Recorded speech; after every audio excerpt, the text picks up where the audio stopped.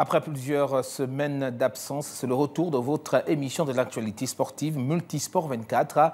Il est toujours là avec nous, notre ami Jean-Claude Nounamo, consultant, mais également directeur de publication du journal en ligne Gabon All Sport.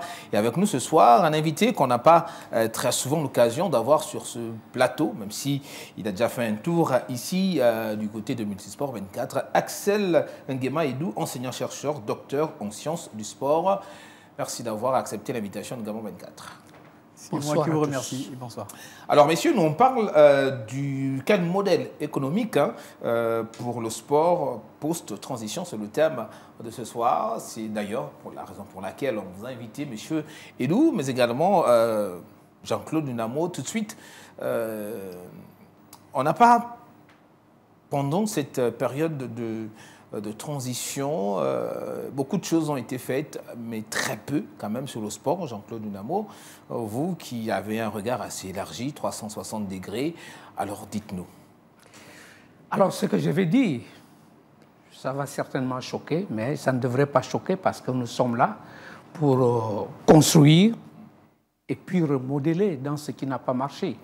En tant que journaliste, je suis de ceux qui pensent que le sport n'était pas la priorité de la transition. Et effectivement, quelques réalisations ici et là, ça n'a pas été ça. Et d'ailleurs, nous l'avons constaté même jusqu'à la campagne, jusqu'aux tables rondes de la campagne. On ne parlait que de sport dans les 2 dernières minutes. Alors, en résumé, je veux quand même le réaffirmer que le sport n'a pas été une grande priorité. C'est vrai que c'est pendant la transition que l'équipe nationale s'est qualifiée, de football bien sûr, s'est qualifiée pour la CAN, mais je crois qu'en dehors de cet éclat, de cet événement d'éclat, il va falloir qu'on fasse ce diagnostic. Et puis, puisqu'il s'agit de la politique sportive ou, comme vous voilà, du modèle économique, certainement, on aura l'occasion de faire déjà d'abord un diagnostic. Et puis, le docteur est là, il nous orientera un peu plus. Axel Nguema Edou, on parle du modèle économique parce qu'en réalité, ce qui a toujours fait défaut dans notre sport, de manière générale, et très précisément et plus particulièrement au football, c'est justement ces questions économiques autour du développement du sport. Quel modèle finalement il nous faut pour notre pays? Quelques mots déjà en entrée de jeu, qu'est-ce que vous pouvez nous dire quand vous regardez le paysage sportif gabonais? Alors, je pense qu'aujourd'hui, nous sommes dans la continuité un peu du diagnostic, parce que si nous voulons travailler sur un modèle économique, il faut déjà savoir qu'est-ce qui existait et est-ce que ce qui existait, parce qu'effectivement, nous avons un modèle économique, mais est-ce qu'il était fiable, effectivement? C'est-à-dire que la façon de générer les finances et de financer les activités dans le domaine du sport a-t-il permis effectivement de pouvoir pérenniser l'activité, ou du moins nous avons fonctionné coup par coup, c'est-à-dire un coup nous avons des activités qui ne s'arrêtent pas et après nous nous arrêtons. Donc le constat il est posé. Nous, avec le cabinet Solutions Sport Conseil, déjà au soir du 30 août, nous avons fait un écrit sur la place du sport en période de transition, où effectivement, dans ce genre de situation, M. Nounamo l'a dit tout à l'heure, il est souvent difficile de positionner le sport. Mais il faut quand même relever que le président de la transition, effectivement, dans sa mission justement de bâtisseur, s'est lancé très clairement dans une logique de rebâtir. C'est-à-dire en insistant sur des infrastructures sportives, notamment on a vu pousser et inaugurer plusieurs plateaux sportifs à travers le monde, c'est déjà ça, mais il faut aller au-delà justement de ce côté infrastructurel parce que le sport ne se limite pas qu'aux infrastructures. Nous avons commencé à rénover, mais le tout n'est pas de rénover des infrastructures. Il faut maintenant mettre en place les mécanismes qui permettent effectivement de rentabiliser les infrastructures et derrière de pérenniser justement l'organisation. Voici ce que je peux dire d'entrée de jeu pour qu'on puisse effectivement commencer à construire le modèle économique viable pour les 7 prochaines années. Alors d'accord, puisque vous parlez de mécanismes à mettre en place, justement dans le débrief de la semaine, Maître Roma nous fait justement état de ce qui a été fait, de ce qui doit être fait. Il fait un peu le tour d'horizon de la place du sport, que ce soit pendant la transition ou ce qu'on doit faire après la transition, puisqu'aujourd'hui, Brice Clotaire Oligui Nguema a été élu, donc on est quitté de cet état de transition. Qu'est-ce qu'il faut maintenant faire pour que notre sport se porte mieux? On écoute.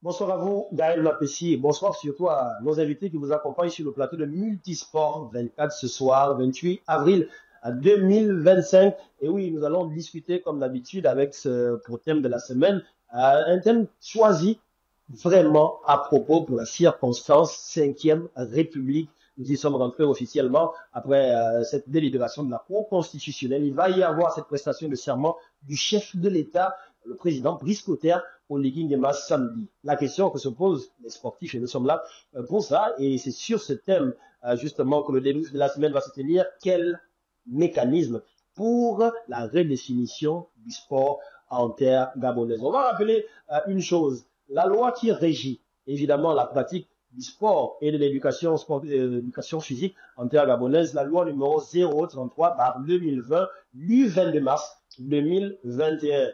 Sauf que cette loi n'a jamais été soutenue ou alors portée par un décret. Mais il y a que le chef de la République, le président Brice Clotaire Oligui Nguema, dans son projet de société que nous avons eu le temps de feuilleter, évoque la question justement du sport et de la promotion du sport en terre gabonaise. Tenez, il dit ceci lorsqu'il parle de ces annonces. Il a 15 annonces clés et parmi ces annonces, il y a l'annonce qui concerne le sport, la 5e.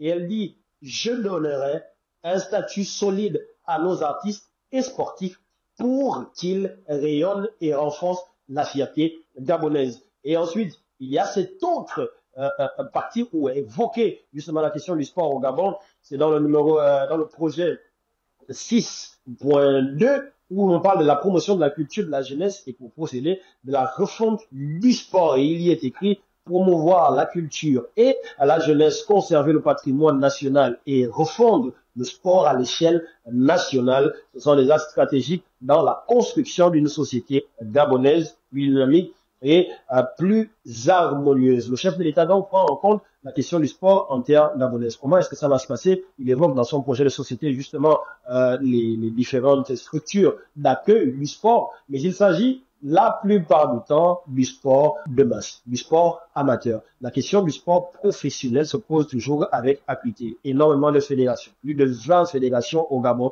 dont plusieurs ne sont pas en fonction. On a l'impression qu'elles vont fermer.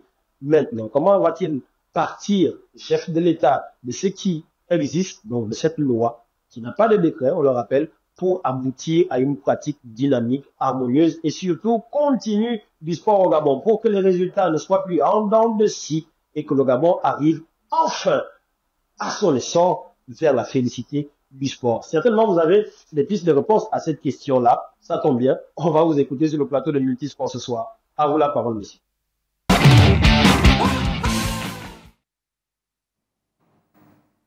Merci à vous, Romaric Zogo, pour ce débrief de la semaine, monsieur. Quelle impression, déjà, tout de suite, après avoir suivi ce débrief signé Maître Roma?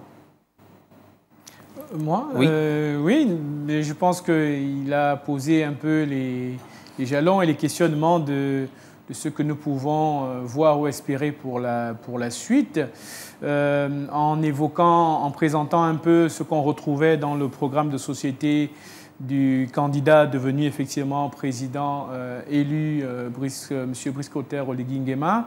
On peut voir quelques lignes, notamment sur le statut du footballeur, mais le tout, et je reviens toujours là-dessus, parce que moi je suis très attaché à tout ce qui est organisation sportive. Le statut sportif. Hein, exactement. On peut décréter effectivement un statut, mais si derrière vous n'avez pas les hommes, la ressource humaine susceptible justement de mettre en musique tous les paramètres qui permettent d'appliquer cela, ça va être compliqué. Il disait aussi tout à l'heure que la loi 033/2020 n'existe pas de décret. Non, il y a certains décrets qui existent, mais il y a d'autres qui sont un peu plus importants, qui sont quasi inexistants, notamment celui qui doit mettre en musique le Conseil national du sport, qui est un organe fondamental justement pour régler la question du statut des sportifs. Donc, c'est des choses qu'il faut mettre en place, mais ça ne doit pas être n'importe qui va étudier cette question. Il faut des personnes habilités, qui ont effectivement une expérience dans le domaine pour pouvoir mettre quelque chose de durable pour que les athlètes effectivement puissent vivre de cette activité et comprendre. Parce qu'au-delà des athlètes, il faut que tous les acteurs, toutes les parties prenantes puissent comprendre qu'il y a du jeu et de l'enjeu, effectivement, dans le domaine du sport et qu'il y a une véritable économie qu'il faut capter. Si on ne le dit pas au président de la République, si le président de la République ne s'entoure pas effectivement des personnes habilitées à lui dire très clairement ce qu'il faut faire pour arriver à ce véritable statut, on risque d'arriver effectivement dans... Le Gabon est indépendant depuis 1960, mais on parle encore de cette question du statut du sportif, on parle encore de cette question de l'écosystème qu'il faut assainir finalement, Jean-Claude Nunamo, pour parler un peu comme au Gabon, qu'est-ce qui n'a pas marché? Non, effectivement, c'est pour cela que je rejoins un tout petit peu le docteur Axel Nguema, qui dit que dans la situation où nous nous trouvons, il est hors de question qu'on se retrouve encore dans la situation de 1960, 1970. Ça veut dire que tous ceux qui ont entouré les différents chefs d'État pendant ces périodes n'ont pas été des collaborateurs sincères. Et je crois que c'est l'occasion, effectivement, d'attirer l'attention au président de la République, lui qui veut promouvoir la méritocratie. Je pense qu'il va falloir qu'il s'entoure de collaborateurs qui sont même capables de lui dire « Monsieur le Président, ce que vous dites là n'est pas bon, retouchez ou revoyez votre position ». Ça, c'est des bons collaborateurs. Alors, donc, je pense que il va falloir qu'un travail très sérieux se fasse autour du président. Et je pense que tant qu'il n'aura pas ses collaborateurs, non seulement qui devront être des fins connaisseurs du sport, mais aussi des gens assez francs qui lui diront, Monsieur le Président, c'est la Ve République, on sait déjà ce qui se dessine dans cette Ve République. Sur tel point, je pense qu'il vaut mieux qu'on n'y touche pas, tel autre, on peut toucher, tel autre, voilà comment je pense que les choses devraient se passer. D'accord. Au-delà de la franchise, M. Edungema, au-delà de la franchise, est-ce que quand on regarde justement l'état de notre sport, on l'a dit, le Gabon est indépendant depuis 1960, quand on regarde l'état de notre sport, est-ce que ça peut s'expliquer par le fait simplement que le sport n'a jamais occupé une place de choix dans l'esprit de ceux qui ont dirigé le pays jusqu'à maintenant? Alors, moi, je dirais, je mets toujours l'accent, et depuis que je m'intéresse à la question du sport, ça fait plus de 10 ans, je dis, on a un problème au niveau de la ressource humaine. Nous avons beaucoup d'acteurs qui sont dans le secteur du sport, qui pour la plupart sont des profanes, qui ne sont pas forcément des professionnels, qui, parce que le sport a été mondialisé, il est accessible à tous, et du coup, par passion, beaucoup se sont retrouvés sans pour autant créer de la distance avec l'objet qu'est le sport. Et donc, essayer d'appréhender le sport comme un objet professionnel et non comme un objet de passion. Et à partir de ce moment, vu que vous avez plus de personnes passionnées, mais des profanes et qui ne sont pas forcément des professionnels, mais ça fait en sorte que nous n'avons pas des outils d'aide à la décision, des outils objectifs qui permettent justement de mettre en place des mécanismes. Et donc, pour essayer justement de sortir de cela, il faut, comme l'a dit M. Nunamo, il faut s'entourer des personnes effectivement qui puissent avoir des outils d'aide à la décision pour mettre en place les mécanismes, quitter des situations profanes, c'est-à-dire des émotions qui, au final, ne nous emmènent pas forcément au résultat à long terme, mais sur des choses qui ne permettent pas de créer de la richesse. Donc, il faut s'entourer des personnes qui puissent effectivement pouvoir créer de la richesse de façon pérenne. D'accord, monsieur, on va poursuivre cette émission avec l'entretien de Multisport 24 qui a jeté son dévolu, son zoom sur Célestine Avomo. On regarde.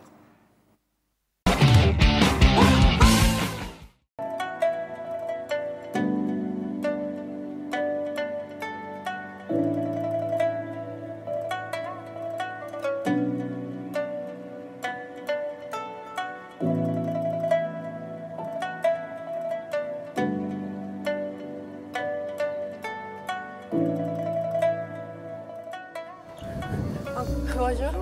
Ça va? Oui, ça va. Et vous? Ça va? Une joueuse de tennis qui regarde du basket?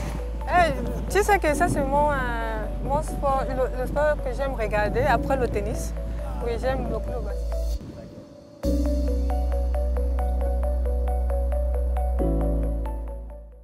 J'ai envie de comprendre, on sait que tu es une grande joueuse de tennis et autres, mais j'ai envie de savoir, en ce qui concerne ta carrière actuellement, ça se passe comment? Parce qu'on sait que tu es quand même resté un peu longtemps au Gabon avant de pouvoir repartir. Aujourd'hui, ça se passe comment? Eh bien, qu'est-ce que je peux vous dire? J'essaie de rester en forme. J'essaie de rester en forme et de toujours travailler, de faire des compétitions quand je peux. Même si c'est très difficile, parce que je n'ai pas de soutien financier au monde. Et donc, avec l'aide de la famille et mon oncle, ça se passe bien. Ça peut aller. Moi, ça se passe quand même bien, mais je veux aussi savoir, on sait quand même que tu as quitté le pays il y a longtemps. Là, tu es déjà du côté des États-Unis. Et tu fais quoi là-bas? D'abord, je voudrais remercier le président de la République de m'avoir aidé parce que je ne suis pas arrivée seulement aux États-Unis par hasard. J'étais en France et il a pu m'aider grâce à son cabinet pour pouvoir quitter de la France pour les États-Unis. Donc là-bas, j'essaie de m'entraîner et de faire les tournois locaux pour pouvoir rester en jambes et ça se passe bien. Tu as quand même gagné quelques tournois? Ah oui, j'ai gagné quelques tournois et j'ai fait finale, demi-finale sur le plan local. En France? Non, en France et aux États-Unis. Aussi. Oui. Maintenant, pour ce qui est de... En gros, Célestine, on sait que tu as participé à plusieurs tournois, Washington, Milan et autres. C'est quoi maintenant aujourd'hui? Qu'est-ce que tu penses pouvoir apporter concrètement au Gabon? Parce qu'on sait que tu es le numéro 1 au niveau africain quand même, enfin, en Afrique centrale. Mais après ça, on ne voit plus trop grand-chose. Est-ce qu'on peut espérer que Célestine arrive un jour au plus haut niveau? Oui, je n'ai pas seulement participé au tournoi à Washington, New York, j'ai pu faire Roland Garros et j'ai pu aller participer les qualifications de US Open. Mais j'ai aussi remporté la médaille d'or, une médaille d'or, une médaille de bronze et des médailles d'argent au tennis. Et donc, je peux dire que c'est quelque chose d'énorme. Et j'essaie de pouvoir continuer dans ma carrière puisque je sais que je peux y arriver et j'espère que je peux avoir le soutien des autorités gabonaises et de ma famille et des Gabonais qui me suivent. Je sais que je suis restée en silence pendant un bon moment, mais je suis toujours en forme et je fais toujours des compétitions. On sait que tu t'exprimes beaucoup plus en anglais qu'en français et ça peut se comprendre. Maintenant, tu nous réserves quoi pour les années à venir? Les années à venir, j'essaie de faire plus de tournois possibles, de revenir dans mon classement mondial et de pouvoir rentrer dans le classement encore parce que pendant la Covid, je n'ai pas pu faire de tournois et donc j'ai perdu mon classement.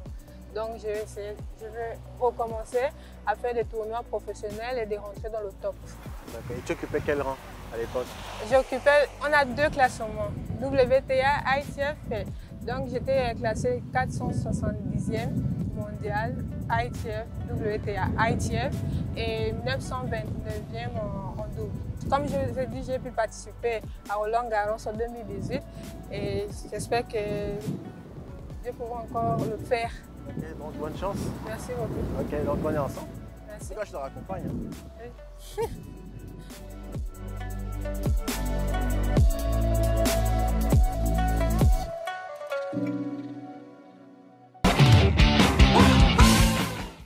Voilà, on parle de revoir le modèle économique, justement.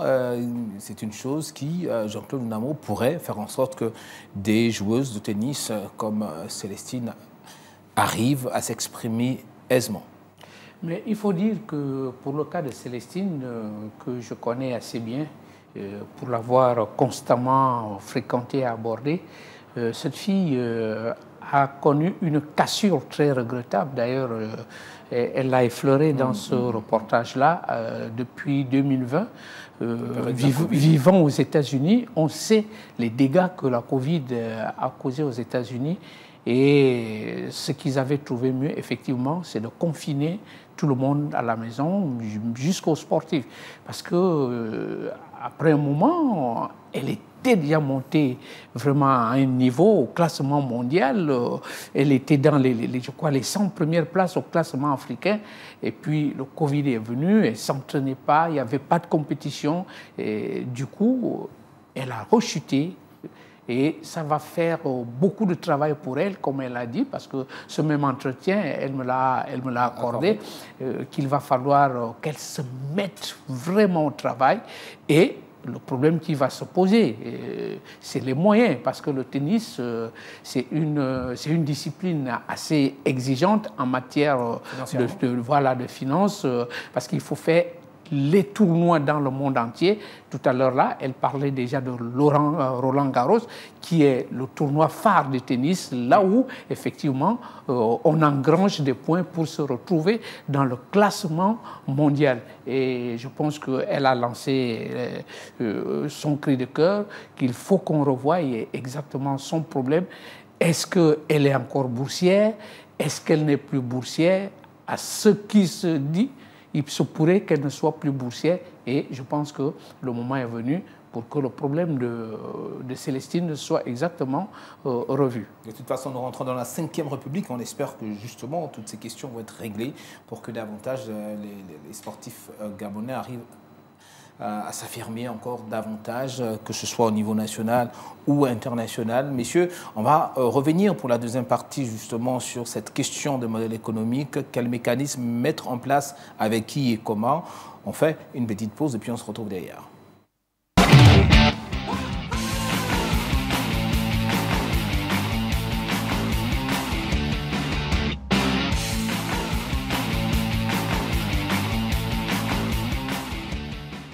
Axel Nguema Edou, enseignant-chercheur, docteur en sciences du sport, et Jean-Claude Nounamo, consultant, sont mes invités. Allez, on passe à la deuxième et dernière partie de notre émission. On parle toujours du modèle qui serait le mieux, modèle économique, j'entends, pour le développement du sport. Je me tourne vers vous, monsieur Nguema Edou. Ce qui est sûr, c'est que vous avez eu le temps de regarder ce qui se fait actuellement au niveau du Gabon depuis plusieurs années. On est rentré dans la 5e République puisque les résultats de la présidentielle ont officiellement été confirmés par la Cour constitutionnelle. Que faut-il faire au-delà des hommes? Que faut-il faire pour que notre sport se porte le mieux? Alors, on ne peut pas exclure les hommes. J'ai envie de le dire d'entrée de jeu. Il y a un logiciel qu'il faut formater auprès des acteurs du sport. C'est lequel? C'est justement, c'est ce modèle, cette façon de penser déjà qui pense que le sport c'est uniquement du loisir, du jeu. Et excusez-moi, est-ce que vous pensez que ce sont les acteurs qui pensent comme ça, ou ce sont les dirigeants, les gouvernants, ou les deux? C'est cet ensemble d'acteurs-là. Lorsque je parle des acteurs ici, il y a à la fois les dirigeants, il y a les encadreurs, oui. Il y a parfois même les sportifs qui pensent effectivement que le sport, surtout les politiques ou ceux qui tiennent les rênes, parfois qui pensent que le sport, ce n'est que du loisir. À partir du moment où vous avez cette conception du sport, tout ce que vous allez faire ne sera pas présenté sur un axe de pérennisation. Vous allez effectivement animer une foule, une période, sans pour autant savoir qu'est-ce que nous faisons après. Comment allons-nous faire en sorte que des athlètes, effectivement, ne se retrouvent pas sur le carreau, c'est-à-dire comment on réfléchit qu'il y a eu effectivement une crise liée à la Covid-19, comment on relance effectivement ce type d'activité. Donc, si vous n'êtes pas sur une logique sur le long terme de pérennisation, vous allez effectivement tomber. Donc, qu'est-ce qu'il faut? Il faut dans un premier temps former, il faut, comme je disais, déconstruire les imaginaires autour du sport. Est-ce que vous pensez que, en ce qui concerne les acteurs, hein, est-ce que vous pensez qu'au Gabon, il n'y a pas véritablement des personnes assez formées justement pour animer ces différentes politiques, quels que soient les mécanismes qu'on va mettre en place? Est-ce que vous pensez que les acteurs en eux-mêmes, vous avez parlé des encadreurs, vous avez parlé des sportifs même, est-ce que vous pensez que les gens ne sont pas suffisamment formés? Alors, ils ne sont pas suffisamment formés dans certains domaines. Vous voyez, la plus grande école qui traite de la question du sport, c'est l'INGS au niveau du Gabon. C'est 1974. L'INGS de 1974 à aujourd'hui forme essentiellement des professeurs d'éducation physique et sportive. C'est vrai qu'on bascule aujourd'hui vers les enseignants, les inspecteurs de la jeunesse et des sports, mais qui, bien malheureusement, ont encore un profil qui est orienté du côté de l'administration de l'éducation physique et sportive. Donc, ce qui fait en sorte que nous avons un déficit des gens, effectivement, susceptibles de se retrouver dans des organisations et mettre en place finalement les modèles économiques susceptibles d'autonomiser, parce que le problème c'est ça, l'autonomisation financière des organisations.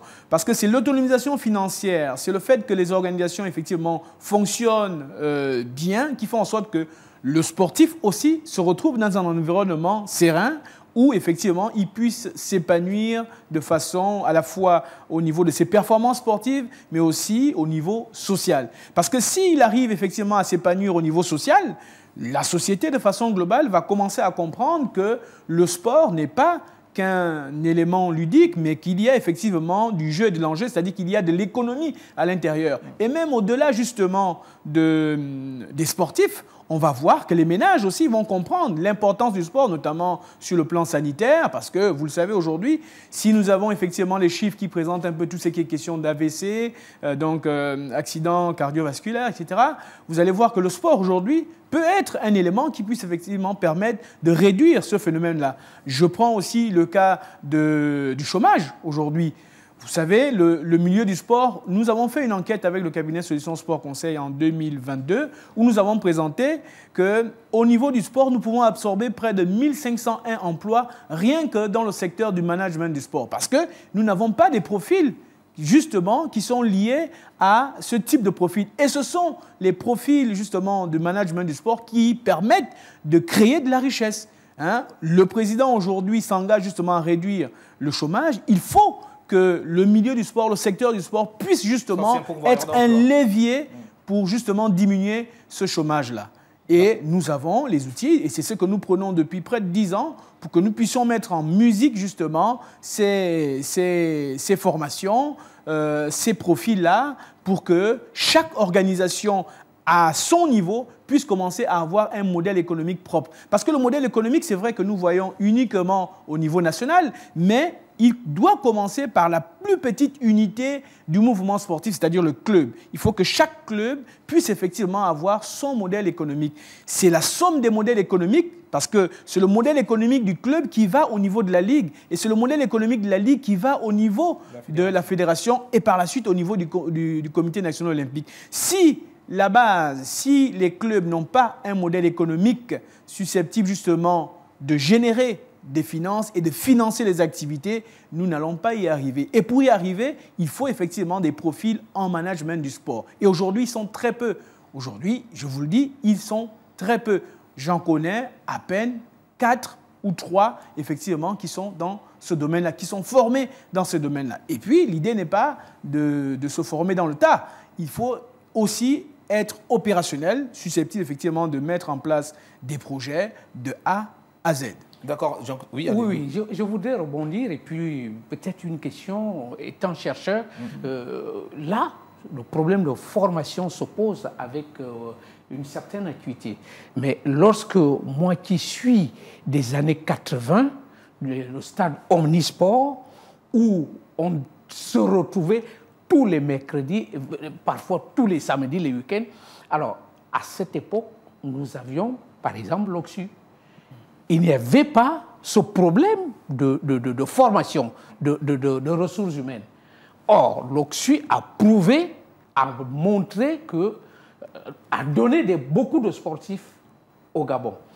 Et puis, à côté de ça, d'ailleurs, la plupart des clubs à cette époque, c'était pratiquement des clubs qui étaient financés par des grandes entreprises locales. Ça encore, il n'y avait pas ce problème de main-d'œuvre. Alors voilà, comment est-ce qu'on peut comprendre ça, que quand il n'y avait pas de main-d'œuvre ou de formation, le sport se portait mieux. Et curieusement, au moment où le sport, comme vous le dites, ce problème se pose. Essayez de nous expliquer en tant que chercheur. Oui, il faut comprendre que dans le processus d'investissement du sport de la plupart des États, l'État a toujours eu une forte présence au début. Et progressivement, un peu comme dans tous les secteurs, et progressivement, l'État démontre effectivement qu'elle ne peut plus soutenir parce que le sport aussi prend de l'ampleur. Nous avions effectivement les moyens à une certaine période de notre histoire et progressivement, nous avons vu les moyens alloués effectivement au sport diminuer. Sans oublier que, parce que là vous parlez aussi d'une période avant les années 90, nous sommes dans le parti unique où effectivement l'État gère un peu tout ce qui est ressources financières, etc. Et au fur et à mesure que nous rentrons effectivement dans le multipartisme, avec cette diversité, cette pluralité de positionnement, l'État va aussi progressivement sortir du financement, sans oublier l'augmentation de la population, l'exode rural, avec toutes les problématiques qui tournent autour de la ville. Ce qui fait en sorte que les budgets qui étaient alloués, effectivement, se sont dégradés. Sans oublier que derrière, le sport n'est pas quelque chose de figé, c'est un fait social. Il est dynamique, il n'est pas statique. Donc il y a une évolution également de la pratique sportive. Il y a une massification de la pratique, il y a une diversification de la pratique. Et si on ne suit pas, parce que c'est ça le management du sport, si vous ne suivez pas l'environnement, si vous ne suivez pas comment votre environnement, le secteur évolue et que vous gardez les mêmes profils, mais vous n'allez pas tenir sur le long terme. C'est pourquoi on parle de générer les finances, financer les activités et puis pérenniser l'organisation. Et donc, ce qui nous a manqué aujourd'hui, c'est justement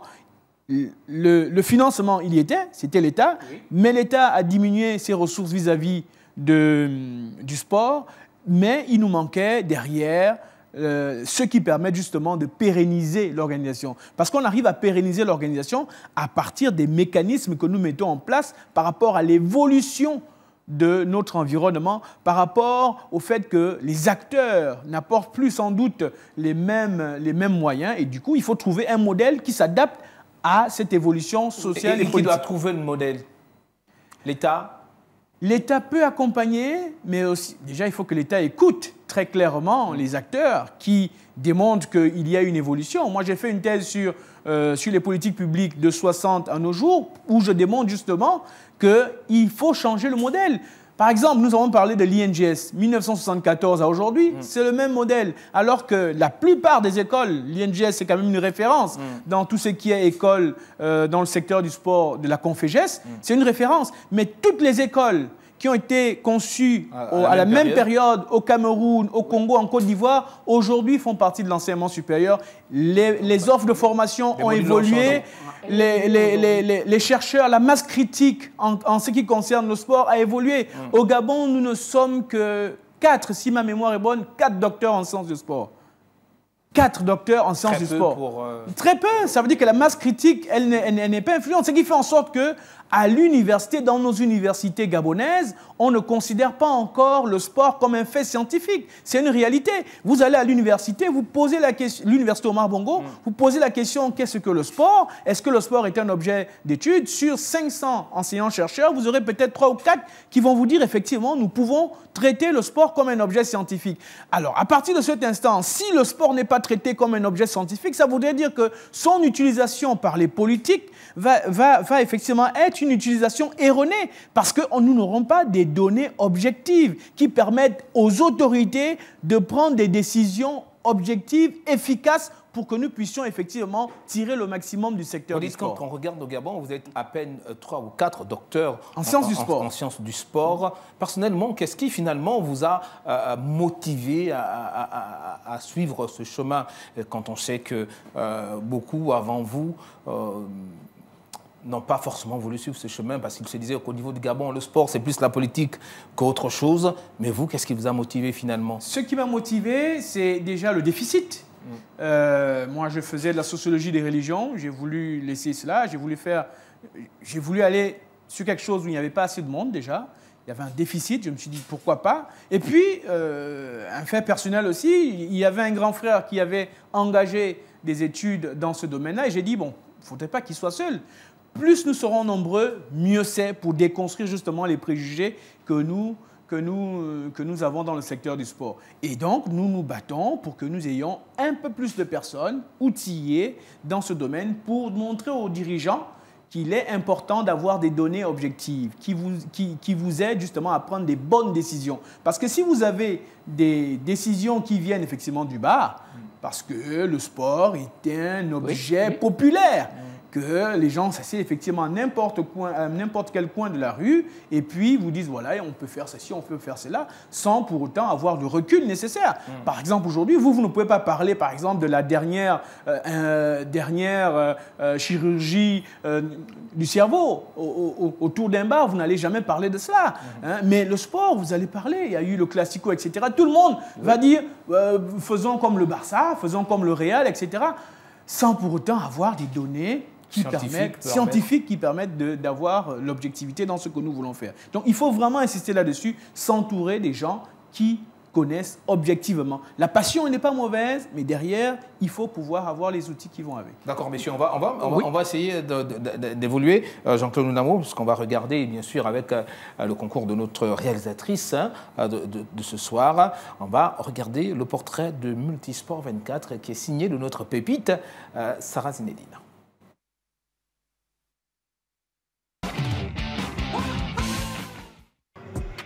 C'est votre rendez-vous sportif sur Multisport 24 où nous allons à la rencontre des plus gros athlètes du pays. Et aujourd'hui, nous avons le privilège de recevoir un combattant hors pair. Lui, son histoire a débuté au Maroc et se poursuit désormais ici au Gabon. Il s'agit de Josias et il est un passionné des sports de combat, en particulier du kickboxing. Et aujourd'hui, nous allons en apprendre un peu plus sur lui, en particulier le début de sa carrière du côté de Marrakech au Maroc et la suite ici au Gabon. Ne bougez pas, comme toujours, et on y va.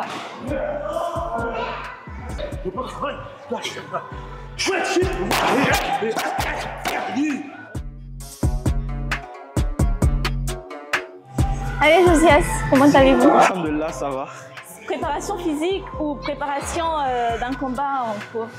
Préparation d'un combat en cours. Si on pouvait revenir sur votre parcours de combattant, où votre carrière a-t-elle débuté et en quelle année précisément?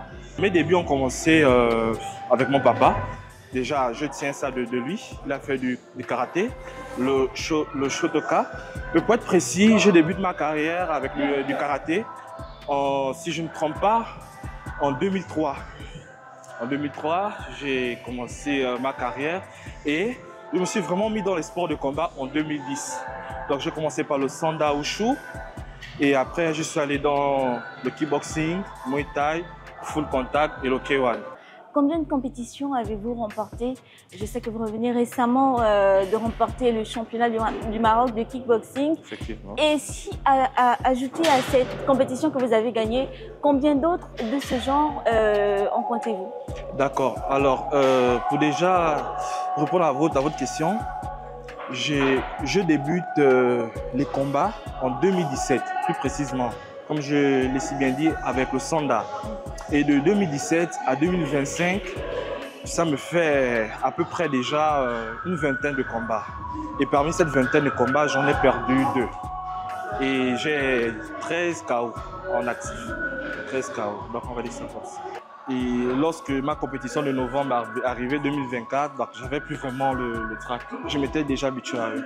Comment a été votre, disons, cette période-là où vous étiez contraint d'être à la fois combattant et à la fois étudiant? D'accord, déjà il faut souligner que rien n'est facile dans la vie, même la passion que tu aimes le temps, que l'on aime autant, c'est pas vraiment facile. Donc, alors, j'ai dû faire beaucoup de sacrifices.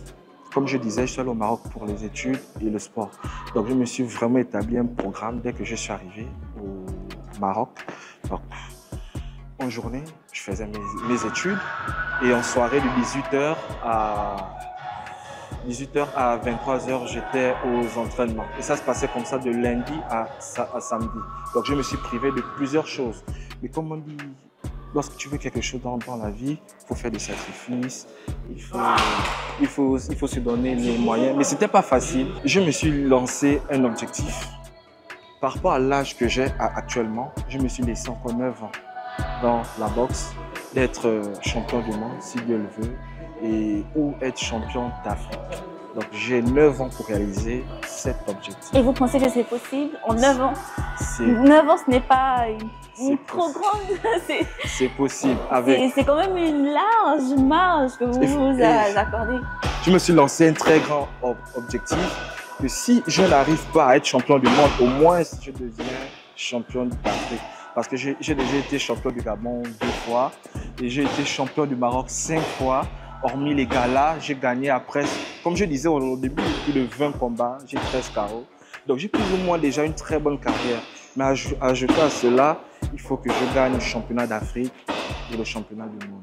Merci en tout cas, Josias. Merci à vous. À vous, nous nous donnons rendez-vous pour lundi prochain pour un nouveau numéro du portal de Multisport 24. Merci d'être toujours présent et merci de nous honorer derrière votre petit écran. À très bientôt.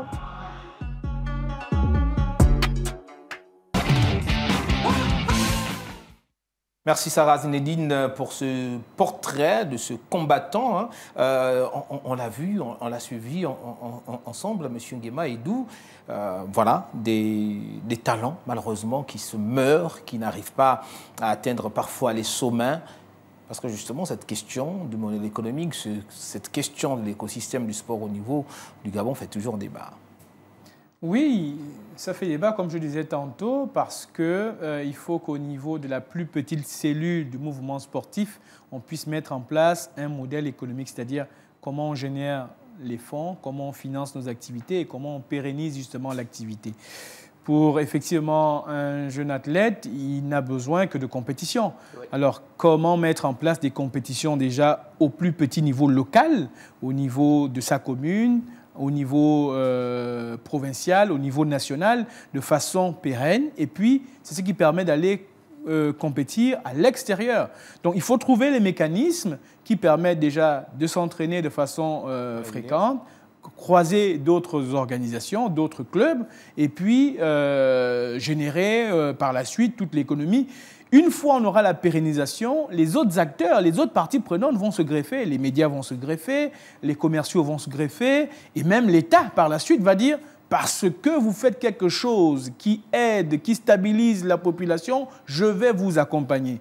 Donc c'est vraiment à ce niveau, c'est comme ça qu'il faut comprendre simplement le modèle économique. D'accord. Jean-Claude Namo, de manière générale, quand on regarde, on assiste au débat, M. Nguema Edou l'a dit, que ce soit dans un bar ou dans un coin de la rue, au niveau de librairie, on a toujours l'impression que c'est le politique qui ne fait pas correctement son travail, mais à la lumière de ce que M. Nguema vient nous dire, on comprend aisément que l'acteur également, lui-même, le sportif, le dirigeant, le président d'un club a également sa responsabilité. Est-ce que c'est un message qui est capable de passer, surtout que nous sommes dans la Ve République?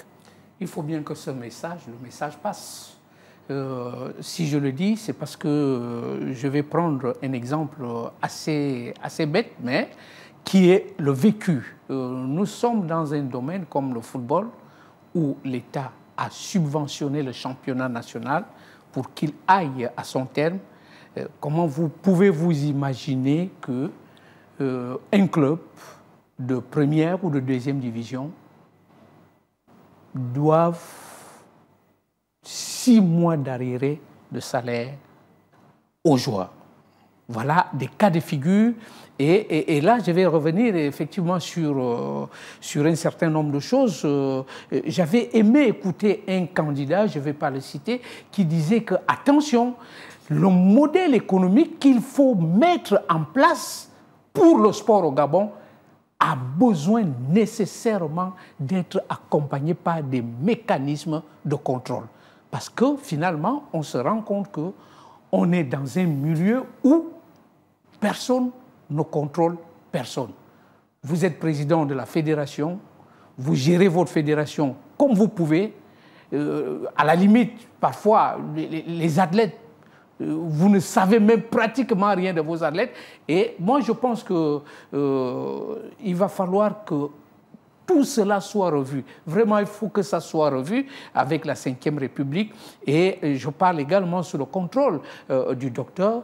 Est-ce que finalement, ayant constaté là où nous avons trébuché, est-ce qu'il ne faudrait pas qu'on revienne sur des modèles tels que les collectivités locales, qu'il faut associer à la gestion de la chose sportive, des entreprises qu'il faut ramener à la chose sportive, parce que là aussi, comme il l'a dit tout à l'heure, l'État a déjà d'autres priorités. Alors, il va falloir donc qu'on associe les autres entités qui peuvent gérer ces choses-là, telles que les collectivités locales, les entreprises et tout le reste, pour que ce nouveau modèle économique tant rêvé, dont nous rêvons tous, puisse enfin voir le jour, docteur. Oui, moi je pense qu'on n'a pas besoin d'associer les collectivités locales.